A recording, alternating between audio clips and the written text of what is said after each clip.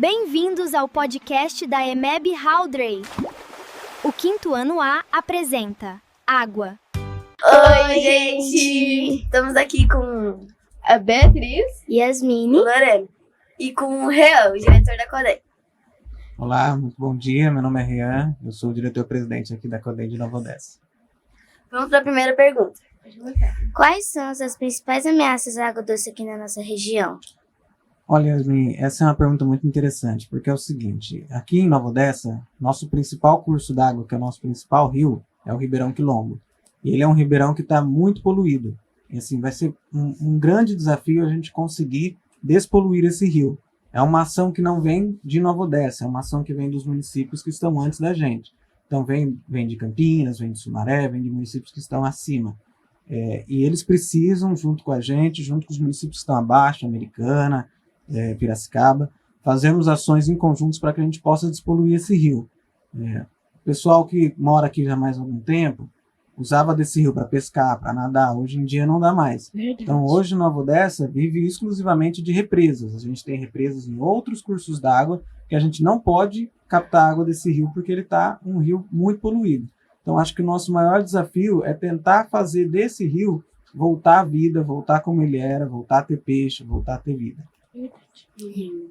Como as indústrias podem reduzir o consumo de água em seus processos? Olha, cada tipo de indústria ela tem uma função diferente, né? Então, existem indústrias que realmente utilizam da água no processo produtivo. Esse tipo de indústria, a gente sempre preza para que eles possam estar utilizando o reuso de água. Então, não precisar ficar usando a água e já descartando, porque essa água descartada ela vai para o esgoto, do esgoto é tratada e é descartada no Ribeirão Quilombo, que a gente acabou de falar.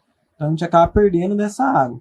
Então, se as indústrias conseguirem fazer tanques de reuso, reutilizar, recircular essa água, usar nos banheiros, usar também para resfriamento de máquinas. Há uma série de processos onde a gente pode pegar a água uma vez só e reutilizar ela 2, 3, 4 vezes, às vezes até com um tratamento próprio dentro da indústria, para que você não precise ficar utilizando nova água e perdendo cada vez que você for fazer um processo produtivo.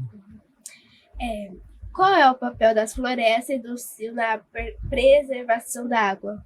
Olha, isso é muito importante. Toda árvore ela é um ser vivo, assim como a gente. Uhum. E ela precisa também de energia e água. A energia ela obtém do sol e a água ela utiliza da terra. Então, às vezes as pessoas pensam que se a árvore está usando a água, na verdade ela está causando um mal. Uhum. Se tivesse menos árvore, teria mais água, mas não é bem por aí. Embaixo do solo existe muita água, que é um lençol freático. E as árvores ajudam a puxar essa água para cima. Então, essa água ela pode ir lá para o centro da terra, vai descendo bastante, vai percolando lá para baixo. E as árvores não, elas fazem a função de que essa água fique mais para cima, mais próximo da gente. Então, quando a gente planta árvore, a gente tem as árvores, árvores nativas principalmente, que são árvores que já estavam aqui no Brasil, essas árvores, elas são do nosso meio, são da nossa mata, a gente está inserido aqui na região da Mata Atlântica. Uhum. Então, essas árvores, elas fazem com que a água brote, né? Então, se você tem uma margem de um rio, uma margem de uma nascente, com árvores nativas no entorno, ela vai puxar mais água e as nascentes vão ser cada vez mais fortes. Então, a preservação, tanto de nascente, quanto dos cursos d'água, que é no entorno do rio, que a gente chama de mata ciliar, ou APP, que é a área de preservação permanente, ela faz com que a própria terra brote mais água para a gente, e água doce, água limpa, água de qualidade. O que são as bacias PCJ? Muito interessante. As bacias PCJ na verdade, uma abreviação de 3 rios, que também são 3 cidades. Então, PCJ-P é de Piracicaba, C é de Capivari e J é de Jundiaí. Então, PCJ é os rios Piracicaba, Capivari e Jundiaí. E a bacia dos rios PCJ são os municípios que estão insercidos nos córregos que fazem parte desse rio. Por exemplo, no começo da entrevista aqui a gente falou sobre o Ribeirão Quilombo. O Ribeirão Quilombo ele é um afluente do rio Piracicaba. Por isso nós fazemos parte da bacia do PCJ. O nosso principal rio do município faz parte do rio Piracicaba e, consequentemente, faz parte da bacia PCJ. A bacia PCJ são mais de 40 municípios, alguns deles ficam até no sul de Minas, e daí vai descendo.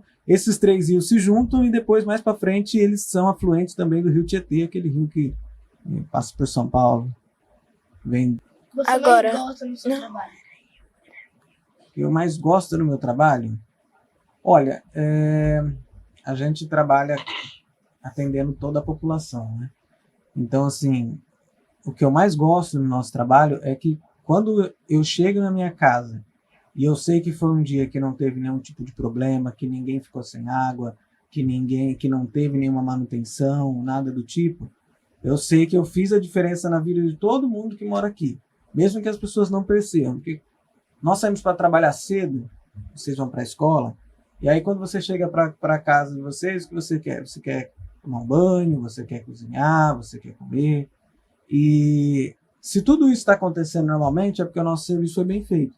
A gente trabalha para ser invisível, para que ninguém perceba a falta que a água faz. Agora, se naquele dia, que é raro, mas acontece, você chegar na sua casa, olha, está sem água, olha, teve um problema, isso para a gente é muito ruim.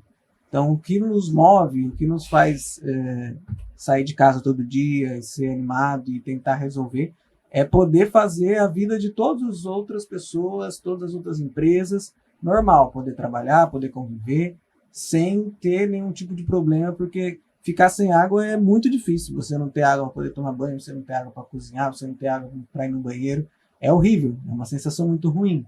Então, o que nos move é... Como a água chega até as nossas casas? Essa é uma pergunta muito interessante mesmo. Olha, toda água, ela vem sem tratamento na natureza, né? Então, ela está na natureza sem tratamento. E para chegar na casa de vocês, de todo mundo, ela tem que ser tratada. Você não pode enviar uma água sem estar de acordo com a potabilidade. Existem normas do Ministério da Saúde que dita as regras que a gente tem que cumprir. Então, a água lá na natureza, no nosso caso, nas represas, nós temos represas municipais, eu acredito que vocês até foram visitar, nós pegamos essa água através de tubos, né, que a gente chama de adutora. Então lá tem umas bombas, essas bombas succionam essa água e empurram até a sede da CODEM, onde lá na sede da CODEM tem o tratamento em si. Então a gente chama de ETA, que é a Estação de Tratamento de Água. Lá essa água chega sem tratamento, a gente adiciona produtos químicos para alguns tipos de processo, então a gente adiciona lá o policloreto de alumínio, a gente adiciona hidróxido de cálcio, passa por algumas etapas que é chamada de floculação, decantação e filtragem, e aí ela está pronta para consumo. Aí foi a primeira etapa. Daí para frente ela vai para alguns reservatórios que a gente tem na cidade, também via tubulação, e desses reservatórios vai para as casas também via tubulação. Então sai um tubo dos reservatórios, e aí ele vai passando nas ruas, então normalmente está no meio da rua, bem embaixo do asfalto, tá? Esses tubos saem uma ligação para cada casa. Então cada casa tem o seu ramalzinho, que é a sua ligação menorzinha, já com uma água tratada que saiu sem tratamento, foi tratado e chegou nas casas tratado. Como a tecnologia ajudou na gestão da água? Ah, muito, com certeza muito. Hoje a gente tem sistemas para que a gente consiga fazer funcionar as bombas à distância. Por exemplo, eu tenho aqui no meu celular, se eu quiser ligar uma bomba que está lá na captação, que é lá perto da Barbarex, é longe daqui, eu consigo ligar daqui. Eu ligo, desligo a hora que eu quiser, eu consigo ver quanto que está indo de vazão, quanto que tem de pressão em tempo real. Eu comunico também com as nossas agências reguladoras, né? Elas são transmitidas a cada 30 segundos, faz a transmissão de quanto que a gente está captando. Então a tecnologia ela nos ajuda muito. E com o futuro agora nós estamos tendo das IAs, né, das inteligências artificiais, eu acredito que vai ser mais ainda. Vai ajudar nós a encontrarmos vazamentos, vai ajudar a encontrar pontos onde possa estar tendo problema que a gente nem sabe que tem. Então, assim, a tecnologia mudou muito. Se pegarmos há anos atrás, aí, sei lá, cerca de 20 anos atrás, não se tinha os aplicativos como se tem hoje, então as pessoas tinham que ir lá e ligar a bomba na mão, ou ficar olhando no reservatório, se o reservatório encheu, desligava. Hoje não, a gente vê o reservatório daqui, o reservatório tem sensor de liga e desliga por causa da tecnologia, então na hora que ele chega num tal nível, ele mesmo desliga sozinho, então a tecnologia veio para ficar. Sem ela é até difícil imaginar como fazer antigamente. Então, o que acontece Naeta e Eta. Iete. ETA, né, ETA ou ETA, né, é a estação de tratamento de água. Já ETE é a estação de tratamento de esgoto. São duas coisas diferentes, mas que passam por processos relativamente semelhantes. A ETA, que é a estação de tratamento de água, a gente comentou aqui. A água vem sem tratamento, ela passa pela floculação primeiro, né? A floculação é um processo onde a gente adiciona alguns produtos químicos que faz com que a sujeira grude uma na outra. Então, quando você passa nessa parte que são os floculadores, você vai ver toda aquela lama, aquelas coisas, tudo grudadinha, para que ela fique retida ali e não passe para o próximo. Depois vem o processo de decantação, que é onde a água fica parada e aí essas partículas que estão misturadas com a água, por exemplo, areia, terra, esse tipo de coisa, por ele ser mais pesada, ela vai para o fundo. Então, a água de cima vai ficando mais cristalina. E depois passa pelo filtro, que é a filtragem final, passou pelo filtro, está pronto para a gente poder estar bebendo essa água. O filtro ele tem uma série de partículas lá dentro, né, que tira qualquer impureza que ficou para trás. Então a ETA ela serve exclusivamente para tratar a água e distribuir água para a gente. Já a ETE ela é para tratamento de esgoto. Então quando a gente utiliza a água na nossa casa, no chuveiro, nas pias, no banheiro, esse tipo de água gera um esgoto que vai para essa estação de tratamento.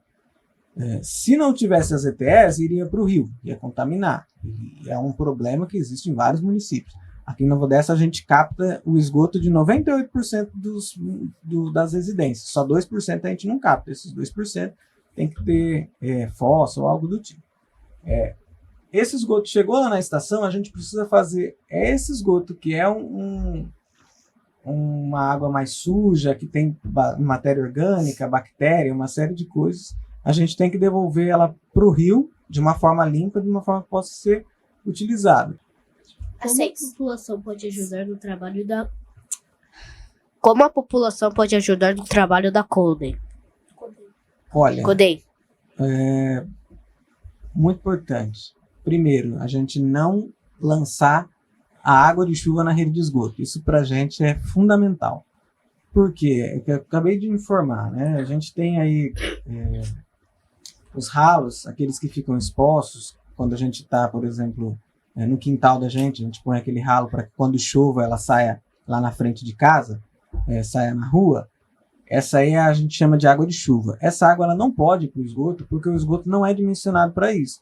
Então, os tubos de esgoto são pequenos, que a quantidade de esgoto é pequena. E a água de chuva é grande, é um volume muito grande, por isso que causa inundação, esse tipo de coisa. O esgoto não faz isso, porque é pouco. E aí, se a gente manda essa água lá para a estação de tratamento, além da estação de tratamento não ter capacidade de tratar, a gente mata os micro-organismos que estão lá, porque os micro-organismos eles dependem da matéria orgânica, então, eles dependem do que vem do esgoto. E a água de chuva não tem matéria orgânica. Então, ela mata. E aí depois o tratamento fica ineficiente e a gente não tem como resolver, porque os micro-organismos eles se reproduzem sozinhos. Então se você matar, vai demorar para eles crescerem de novo. Então o principal é isso. Verificar se a sua casa está da forma correta, não lançando água de chuva na rede de esgoto. O esgoto é esgoto, tem que ir para o esgoto. A água de chuva é água de chuva, tem que ir para a rua. Que a gente fala que é para sarjeta e vai para as galerias. Então esse é o ponto principal. E o outro é a utilização realmente da água de forma consciente, né? Não usar a água de forma como se fosse um bem infinito, porque não é infinito. Então a gente tem que saber usar da forma correta. Quais culturas ou civilizações antigas tinham práticas avançadas de gestão da água? Bom, a gestão da água, se a gente for voltar, ela desde a pré-história já existia, né? Mas eu posso citar os romanos. Antes de Cristo, eles já tinham a gestão da água. Eles abriam arquedutos no chão, uma espécie de rios, né? Para coletar água e transportar água para lugares bem distantes. Para a civilização, para a época deles, eles eram os mais avançados, assim. Sim, extremamente avançados. Quer dizer, já naquela época, antes de Cristo, acho que se eu não me engano, século IV antes de Cristo, os romanos já transportavam água através de arquedutos que eles abriam para levar água para diversas localidades, né? Então, é bastante avançado. 3. Como era o uso da água antigamente? Mudou muito?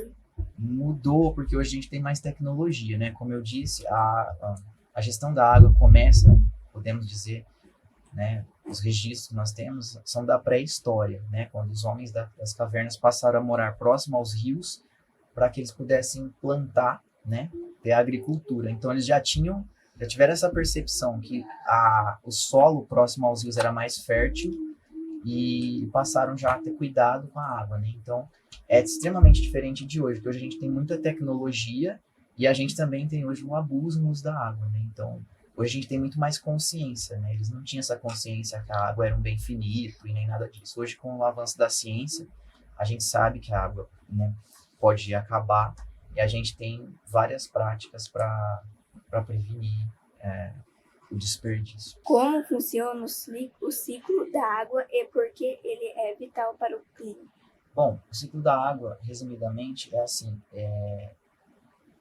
a água, ela evapora através da energia solar, evapora para a atmosfera, né? Sai da superfície, dos rios, dos lagos, toda a água que está aqui na superfície terrestre, ela evapora através da energia solar, se transforma em nuvens. Quando essas nuvens elas ficam muito cheias, digamos assim, de gotículas, ocorre um processo chamado precipitação. Então ela cai, como que a água cai na Terra? Em forma de chuva, né?